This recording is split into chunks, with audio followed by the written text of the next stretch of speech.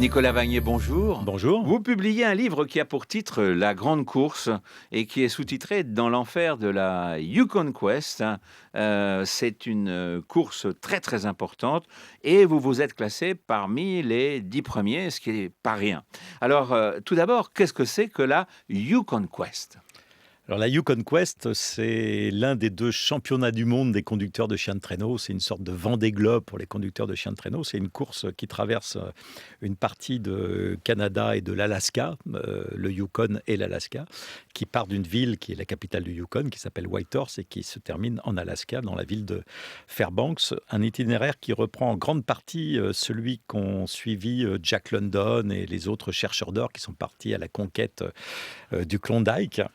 À quoi ressemble cet itinéraire? Un itinéraire très sauvage, très très sauvage, on ne peut plus sauvage, avec beaucoup de dénivelé, un mélange de rivières, de lacs gelés, de hauts cols, de montagnes, un itinéraire très montagneux sur 1600 kilomètres. Un itinéraire magnifique, féerique, avec des parties sur le Yukon, des parties sur les hautes montagnes d'American Summit, avec une vue sur l'Alaska et le mont McKinley, extraordinaire. Ce serait pas plus facile de faire ça quand même en été que de le faire par -50? Bien plus difficile. En été, ce serait pratiquement impossible de faire cet itinéraire parce qu'il faudrait traverser des marais, il faudrait suivre des rivières avec des rapides infranchissables. L'hiver rend justement le terrain praticable et c'est pour ça d'ailleurs que dans ces régions-là, on attend avec impatience l'hiver parce que en été, au printemps et en automne, qui durent 2 ou 3 mois, et je parle de la totalité de ces 3 saisons, eh bien c'est pratiquement impossible de se déplacer et je dirais même de plus en plus difficile aujourd'hui, alors même que le ciment naturel qui s'appelle le permafrost, sur lequel tout cela tient dans le Grand Nord, est en train de fondre. On se rapproche là de quelque chose dont on parle beaucoup actuellement, du réchauffement climatique. On vous connaît pour avoir réalisé un grand nombre d'exploits en solitaire. Là, il s'agit d'une course. C'est un petit peu différent pour vous? Bah, c'est très différent et ce qui m'a plu justement, une des raisons pour lesquelles j'avais envie de participer, c'est qu'après avoir pendant 30 ans voyagé seul avec mes chiens au travers de tous ces pays-là, j'avais envie de partager cette passion pour les chiens et pour la pratique du traîneau à chien avec d'autres et puis surtout l'envie d'apprendre parce que c'est vrai que après 30 années d'expédition, je ne dirais pas que je n'avais plus grand-chose à apprendre de l'expédition, mais en tout cas, j'en avais fait bien le tour.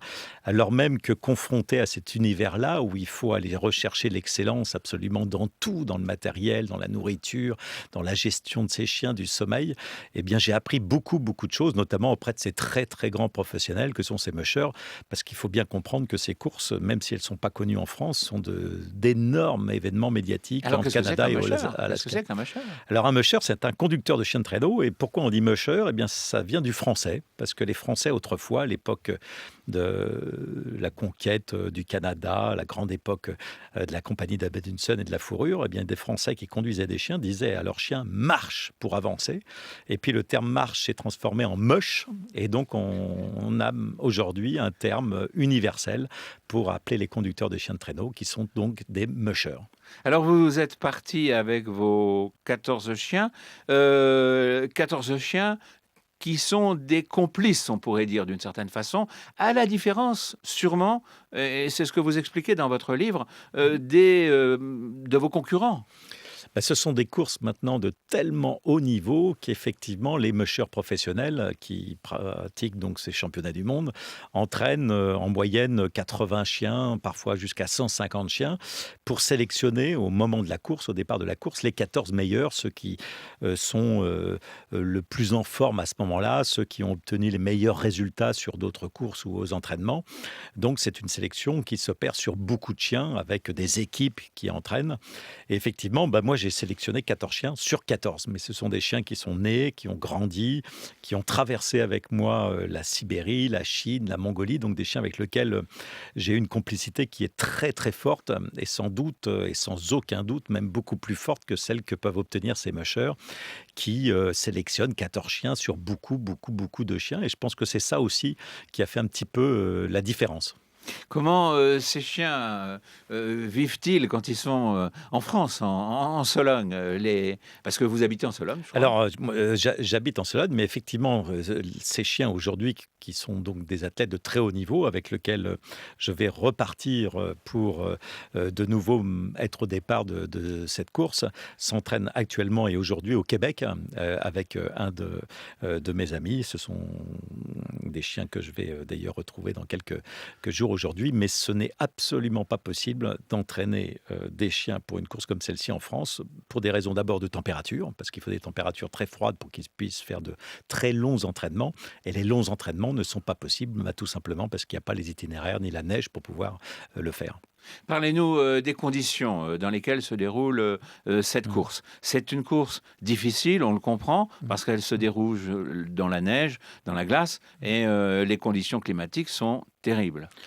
Bah, c'est difficile, déjà par le manque de sommeil, 2 heures de sommeil par 24 heures, donc vous imaginez l'état de fatigue au bout de 10 jours. Mais comment tient-on? Alors vous avez des remèdes, Ben, il y a des pas petits vraiment cachets, d'autres remèdes, autres que la motivation, l'envie d'aller, jusqu'au bout. C'est effectivement très, très difficile. Il y a des phénomènes d'hallucination, le manque de sommeil, est une des très, très grosses difficultés à gérer de la course parce que si vous dormez plus de 2 heures par 24 heures, bah, vous prenez du retard et vous arrivez bien évidemment après tout le monde. Donc, la gestion du sommeil, la gestion du froid bien sûr avec, cet hiver et l'hiver dernier notamment des températures, excessivement froides durant les premiers jours, jusqu'à -55 degrés, ce qui sont des températures très, très froides à gérer à la fois pour les chiens et pour le bonhomme qui les conduit.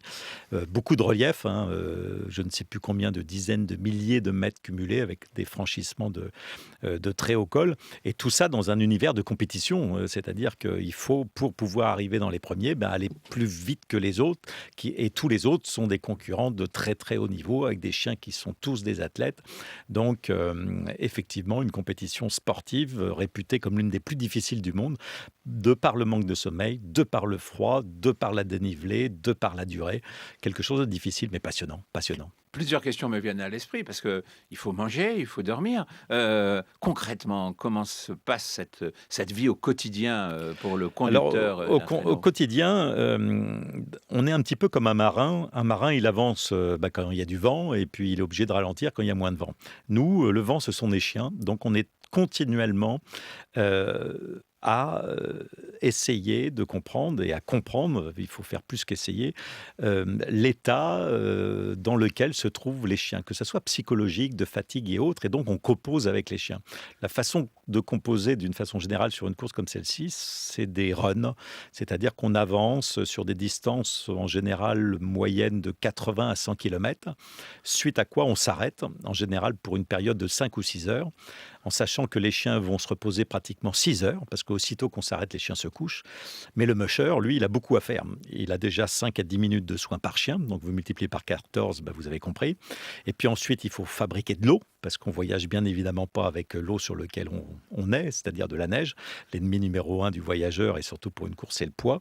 Donc pour avoir de l'eau, eh bien, il faut faire fondre de la neige. Pour faire fondre de la neige, eh bien, il faut du feu. Tout cela cumulé font que lorsque vous vous arrêtez, vous pouvez prétendre éventuellement commencer à imaginer de dormir 1 heure au bout de 4 heures, de 3 ou 4 heures. Et il faut vous réveiller ensuite pour pouvoir préparer l'étape suivante et repartir pour un autre run de 80 à 100 kilomètres, sachant qu'il y a beaucoup de choses à faire. Il y a des bottines à mettre aux chiens. Ce sont des petites sortes de petits chaussons que l'on met pour protéger les pattes des chiens. Ça prend environ 30 à 40 minutes avant de partir. Donc tout ça fait que vous dormez au maximum 2 heures par 24 heures. Alors comment vous faites pour vous réveiller? Il y a une seule méthode, il n'y en a pas deux. Vous pouvez emporter les plus brillants réveils du monde, ça ne marchera pas. Vous buvez 1,5 litre d'eau avant de vous endormir. C'est la seule façon que vous avez de pouvoir vous réveiller au bout d'une heure et demie pour être prêt à repartir. Ah oui, parce que là, c'est la vessie qui commande. C'est la vessie qui commande et qui vous réveille. Mieux que n'importe quel réveil au monde. Alors, je me dis que, une course comme celle-là, implique, un désir. Vous avez toujours eu cette volonté de faire des courses de traîneau et pourquoi? D'où ça vient? Cette course, c'est un petit peu comme je disais tout à l'heure, le Vendée Globe pour un marin. Lorsque vous êtes marin, que vous aimez la mer, que vous avez Oh, je ne poserai pas traversé, la question à un marin, c'est ça que vous voulez dire? Et non, pourquoi je non, la pose à Nicolas Vanier? non, parce que j'ai sillonné le monde avec un bateau, tranquillement, et puis le jour où on vous donne un formidable catamaran, et ben vous avez envie de voir ce qu'il a dans le coffre. Et moi, il se trouve que je suis aujourd'hui à la conduite d'un attelage qui est de très haut niveau, qui est capable, et il l'a montré, de rivaliser avec les meilleurs. Et donc, j'avais envie de participer à cette course qui est un événement incroyable. L'envie de partager avec d'autres mushers, ce qui n'a pas été le cas pendant 30 ans. Et puis, l'envie de vivre quelque chose de fort avec mes chiens, parce que c'est quelque chose vraiment de très, très fort que cette course. Oui, on sent bien, je parlais tout à Mm. l'heure de complicité, mais c'est plus que ça, parce que vous l'écrivez Mm. vous-même, vous riez avec... vos chiens vous font rire, ils vous Mm. parlent, enfin bon, Ouais, faut il y a une complicité extraordinaire. ouais, faut qu'il y ait une ambiance extraordinaire. On sait que les meilleurs joueurs du foot du monde rassemblés en une équipe vont pas forcément faire la meilleure équipe du monde. Et de la même façon, des chiens, aussi extraordinaires soient-ils, ne feront jamais un bon attelage s'ils forment pas une bonne équipe. Et nous, franchement, on forme une bonne équipe parce qu'on s'entend bien, on se connaît bien, on rigole bien, j'ose le prétendre, parce qu'avec les chiens, j'aménage les choses de façon à ce que ça reste un grand moment de plaisir pour eux, pour moi. Et effectivement, je leur parle beaucoup, je plaisante. C'est même parfois complètement idiot ce que je peux leur raconter, mais peu importe, on est tellement bien quand on est ensemble sur ces hauteurs du Yukon et de l'Alaska. Nicolas Vanier, qu'est-ce qu'on apprend quand on a fini une telle course? Eh bien, comme toujours, on apprend un petit peu plus sur soi-même, hein, ses limites. Ce que j'ai appris aussi sur cette course, et Dieu sait si c'est d'actualité, c'est que notre petite planète va décidément pas bien du tout, puisque nous avons encore eu bien des difficultés l'hiver dernier liées au réchauffement climatique qui a transformé ces fleuves sur lesquels ont voyagé depuis des millénaires tant et tant de personnes et qui sont aujourd'hui devenus impraticables. Donc c'est de cela aussi dont j'ai voulu parler dans ce livre, dont je veux parler aujourd'hui, parce que j'aimerais bien que mes enfants puissent peut-être plus tard faire, ou mes petits-enfants, la Yukon Quest, ce qui n'est pas évident. Qu'est-ce que vous avez découvert en vous-même? Peut-être que la motivation et le plaisir étaient capables de m'emmener au-delà de limites que j'imaginais, et je ne pensais vraiment pas que je puisse atteindre l'état de complicité avec mes chiens. Dieu sait si pourtant depuis 30 ans j'ai vécu de grandes et belles aventures avec les chiens, mais c'est vrai que sur cette course, on est tellement poussé au bout de ses limites que on est amené à vivre avec ces chiens quelque chose de totalement fusionnel que j'ai trouvé extraordinaire. Merci Nicolas Vanier. Alors je rappelle le titre de votre livre qui a pour titre donc La Grande Course, publié donc aux éditions XO. C'est un livre à la fois, bon, c'est un récit, un roman, et c'est une histoire pas banale, parce qu'il n'y a pas beaucoup de Français. Je crois pas qu'il y avait des concurrents français dans la course. Non, non, c'est vraiment réservé aujourd'hui à un monde de professionnels, et c'est vrai que c'est impossible pour un Français qui s'entraîne en France de participer à une course comme celle-ci. Impossible. Merci beaucoup, Nicolas Vanier. Et voilà un livre qui est un livre divers, mais qui nous fait retrouver effectivement le vrai hiver. Le vrai et grand hiver. Merci de m'avoir reçu. Merci, Nicolas.